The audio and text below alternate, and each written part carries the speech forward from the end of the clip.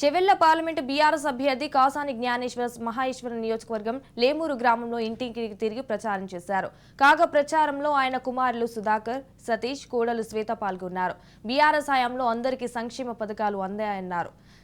సబ్బండ వర్గాలు కాసాని జ్ఞానేశ్వర్ వైపు ఉన్నారని ధీమా వ్యక్తం చేశారు. అయితే చెవెళ్ల పార్లమెంటు పరిధిలో ఎక్కడికి వెళ్లినా ప్రజల నుండి మంచి స్పందన ఉందని అన్నారు.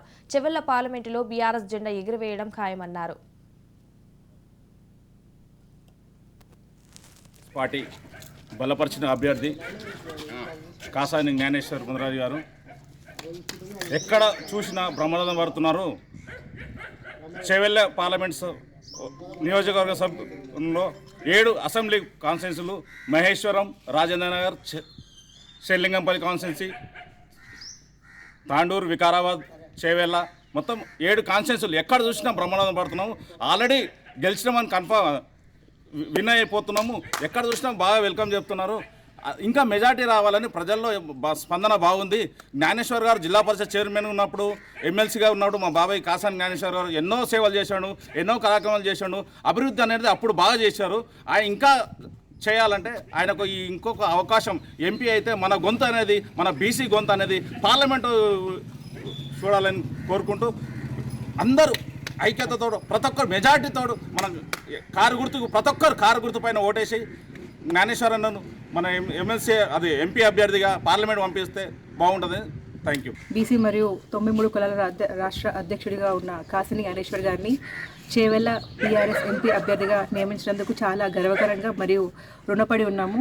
ఈరోజు మేము ఇంటింటా బొట్టు కార్యక్రమం నిర్వహిస్తున్నాము. ఇలా పార్టీ కార్యకర్తలు అందరూ కూడా ప్రతి ఒక్కరు సీనియర్ నాయకులు ప్రతి ఒక్కరు కూడా వాళ్ళ గ్రౌండ్ వర్క్తో, వాళ్ళ నెట్వర్క్ తోటి ఇక్కడ గెలిపించాలనే ఉద్దేశంతో చాలా కష్టపడుతున్నాము.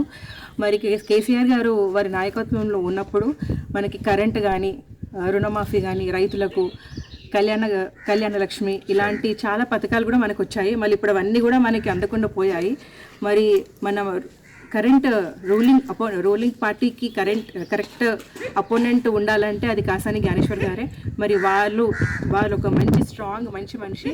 మరి వారందరినీ కూడా మీరందరూ ప్రతి ఒక్కరు కూడా మన మే 13 తారీఖున కారు గుర్తుకి ఓటేసి ప్రతి ఒక్కరూ ఆయనని అత్యధిక మెజారిటీతో గెలిపించాలని చెప్పి నేను కోరుకుంటున్నాను.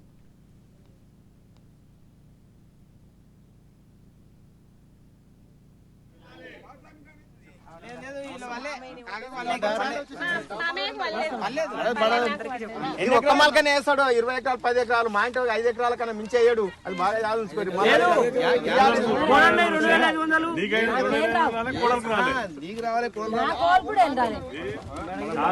చాలా పెద్దది కదా మనది.